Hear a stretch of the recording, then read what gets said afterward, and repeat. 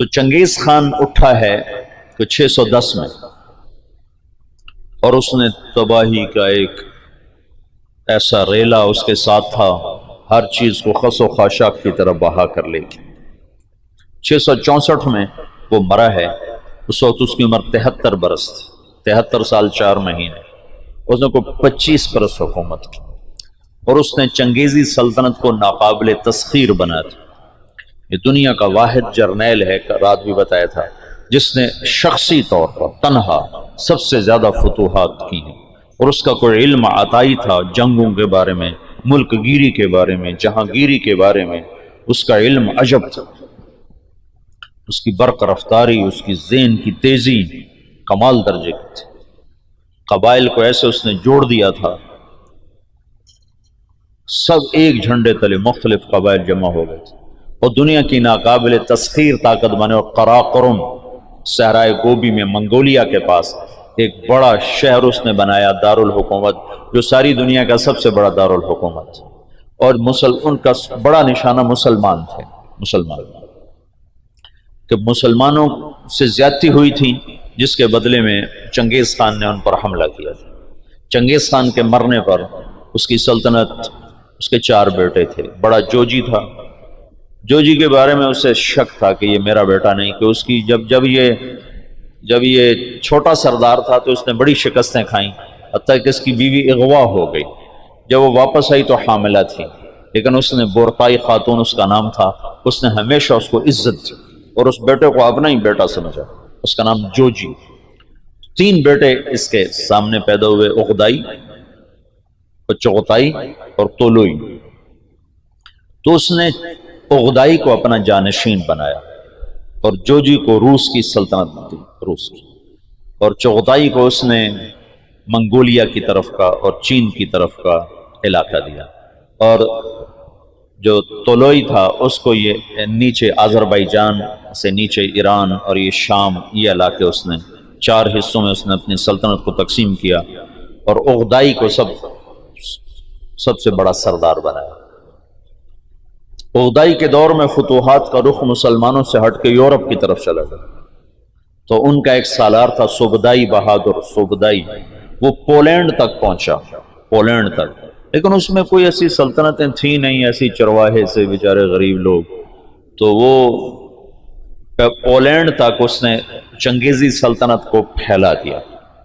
اب یہ وہ ہاتھی ہے جس کے سامنے ساری دنیا کے بادشاہ چیونٹی اور چوہے کی طرح، انہیں میدان جنگ میں ہرانے کی کوئی شکل نہیں۔ تو اسلام کی شکل یوں تھا کہ اب بجھا، اب بجھا، اب بجھا، لیکن اللہ نے دین کو باقی رکھنا ہے تو انسانوں کو بھی باقی رکھنا ہے جو مسلمان کہلائیں۔ جب اغدائی مرا ہے تو اس کا بیٹا تھا کویوک، وہ حکمران بنا، وہ بہت رحم دل تھا، اس نے جنگیں روک دیں اور مسلمانوں کو اپنی سلطنت میں شامل کیا، تو اس کی وجہ سے ساری تاتاری سلطنتوں میں مسلمانوں کے بارے میں نرم گوشہ پیدا ہو۔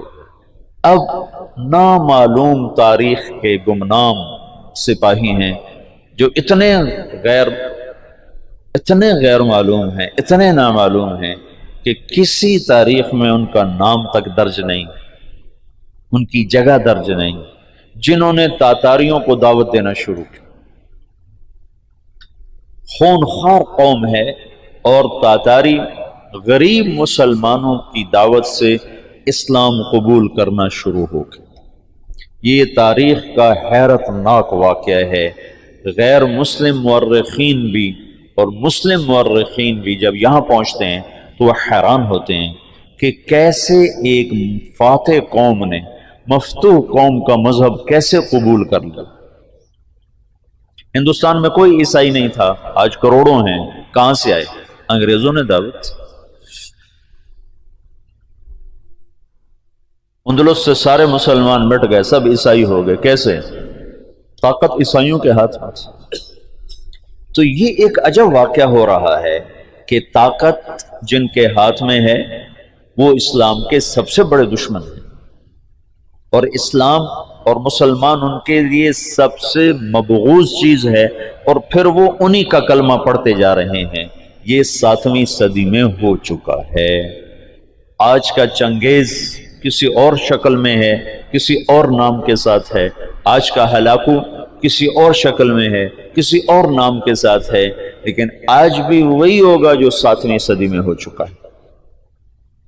ہم ان کو سیاسی میدان میں، جنگی میدان میں شکست نہیں دے سکتے،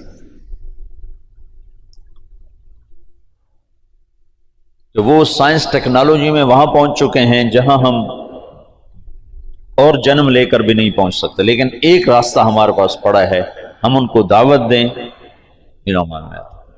اس وقت فرانس میں اوسط 5 سے 6 گورے روزانہ مسلمان ہو رہے ہیں، اوسطاً 5 سے 6 گورے روزانہ مسلمان، اور فرانس یورپ میں سب سے زیادہ اسلام قبول کرنے والا ملک بن چکا ہے، اور اس کے بعد اٹلی سب سے زیادہ تیزی کے ساتھ اسلام میں آ رہا ہے، وہ پوری دنیا میں امریکہ میں سب سے زیادہ اسلام پھیل رہا ہے۔ دعوت ایسی چیز ہے جو چیونٹی سے ہاتھی کو مروا دیتی،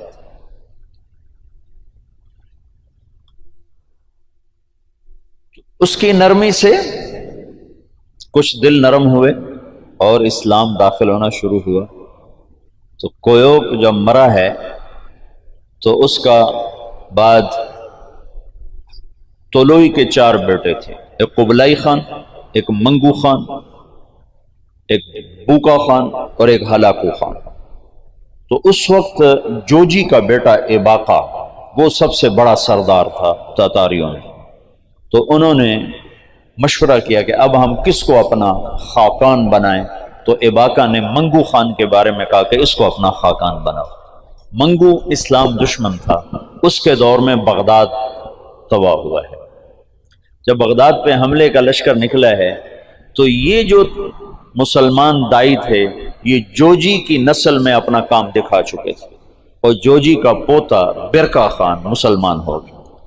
ان کی دعوت پر ایک وزیر مسلمان ہوا، وزیر کو جب موقع ملتا برکا خان کو اسلام کے فضائل سناتا، اس کو باتیں بڑی اچھی لگتی، پھر وہ پوچھتا تمہیں یہ باتیں کون بتاتا ہے، تو پھر وہ بڑے مناسب طریقے سے کہتا کہ یہ مسلمانوں کا دین ہے، یہ مسلمان بتاتے ہیں۔ پھر اس نے کہا مجھے مسلمانوں کا کوئی وفد ملاؤ، پھر ایک وفد اس سے ملا، انہوں نے اسلام کی دعوت دی، اسلام کے بنیادی اصول بتائے، تو برکا خان مسلمان ہوا۔ روس آج بھی دنیا کی سب سے بڑی سلطنت ہے، اس وقت بھی روس بہت بڑی سلطنت تھا، تو جتنا روسی مغل تھا اور چنگیزی تھا وہ برکا خان کی برکت سے سارے کا سارا مسلمان ہو گیا، کوئی تلوار نہیں۔ ہلاکو جس نے بغداد کو تہ تیغ کر کے رکھ دیا، 15 لاکھ آدمی ذبح کرتے، 658 میں پھر اس نے مصر پہ چڑھے، اس دوران حلب، شام، دمشق کو اس نے اینٹ سے اینٹ بجا دیا، پھر 658 میں وہ دمشق مصر کی طرف حملہ آور ہوا۔ تو مصر پر اور ہندوستان پر، حالانکہ یہ دونوں ملک کے لوگ کو اتنے دلیر نہیں تھے جتنے کہ شام، عراق، یہ جو جنگجو قومیں تو یہاں تھی، عرب، اور مصر تو مخلوط قوم تھی، ہندوستان مخلوط قومیں تھیں، لیکن کوئی اللہ کی قدرت ہے، نہ ہندوستان پہ مغل حاوی ہو سکے نہ مصر پہ حاوی ہو سکے، دونوں جگہ ہندوستان والوں نے تو طاقت سے، اور اللہ کی مدد تو دونوں کے ساتھ تھی، اور مصر والوں نے سیاست سے۔ 658 میں ہلاکو خان نے مصر پہ حملے کے لیے فوج نکالی تو اس کا بھائی منگو خان مر گیا۔ منگو کے مرنے پر یہ قانون تھا کہ جو تاتاری جہاں پر ہے، جب خاقان اعظم مر جائے تو سب قراقرم پہنچیں تاکہ اگلے خان کا انتخاب کیا جا سکے، اگلے خاقان کا انتخاب کیا جا سکے۔ تو وہ وہاں سے نکلا، تو اس کی بیوی تھی وہ عیسائی ہو چکی تھی، دوقوزہ، اور اس کا سالار تھا کتبوغا، وہ بھی عیسائی ہو چکا تھا۔ وہ مسلمانوں پر بہت ظلم اٹھاتے تھے، بہت ظلم اٹھاتے تھے، اور ان دونوں نے بڑی کوشش کی کہ ہلاکو خان عیسائی ہو جائے، لیکن وہ عیسائی نہیں ہوا۔ تو انہوں نے اس کی منت کی کہ تم واپس نہ جاؤ، مصر کو فتح کر لو، وہ تو مر گیا، اب تو پہنچ بھی نہیں سکتے ہیں۔ تو تو تم بعد میں جانا، پہلے مصر فتح کرو۔ اس نے کہا نہیں، یہ چنگیز خان کا قانون ہے، میں اسے پورا کروں۔ اور اس نے ایک لشکر کا حصہ شام میں چھوڑا، فلسطین میں، اور 2 حصے لے کر وہ واپس چلا گیا قراقرم کی طرف۔ تو اس موقع سے فائدہ اٹھا کر مصر والوں نے خود حملہ کر دیا۔ تو عین جالوت پر 658 میں رمضان میں یہ جنگ لڑی گئی، اور 40 سال کے بعد مسلمانوں کو پہلی فتح نصیب ہوئی۔ اور اس میں قطبوغا گرفتار ہوا، تو وہاں مصر میں اس کو ٹکڑے ٹکڑے کر کے ختم کیا گیا، پر وہ ایسا کم وقت تھا کہ بوٹی بوٹی ہو گئے، پر اس نے سی نہیں کی، اف نہیں کی۔ انہوں نے کہا کیا تاتاری عورتوں نے بچے جننے بند کر دیے جو میرا کوئی بدلہ نہ لے گا؟ میرا بدلہ لینے والے ضرور آئیں گے، لیکن اللہ نے وہ موقع نہ دیا۔ برقع خان ایمان لا چکا ہے۔ جب ہلاکو چلا ہے، وہ قراقرم کے قرولتائی اس کو کہتے تھے، قرولتائی کانفرنس، اس کانفرنس کے لیے چلا ہے، تو اس وقت قبلائی طولوئی کے 4 بیٹے تھے، تو منگو بنا تھا، تو منگو کی جگہ بوقا خان موجود تھا قراقرم میں، وہ خود ہی خاقان بن گیا۔ تو قبلائی کو پتہ چلا، تو وہ پھر فوج لے کر آیا، اور اس نے اپنے بھائی کے ساتھ پہلی دفعہ تاتاری آپس میں لڑنا شروع ہوئے، اور ان کی ہیبت میں کمی آئی، اور قبلائی خان نے بوقا کو شکست دی اور قراقرم پہ قبضہ کیا۔ پھر ان بھائیوں میں آپس میں بہت لڑائیاں ہوتی رہیں تخت کے لیے۔ آخر میں قبلائی خان غالب آیا، اور اس نے اپنے بھائی کو قید کر لیا، پھر قید میں وہ مر گیا بوقا، اور اس نے قراقرم کی بجائے چین کو اپنا دارالحکومت بنایا، چین فتح کیا اور چین کو اپنا دارالسلطنت بنایا۔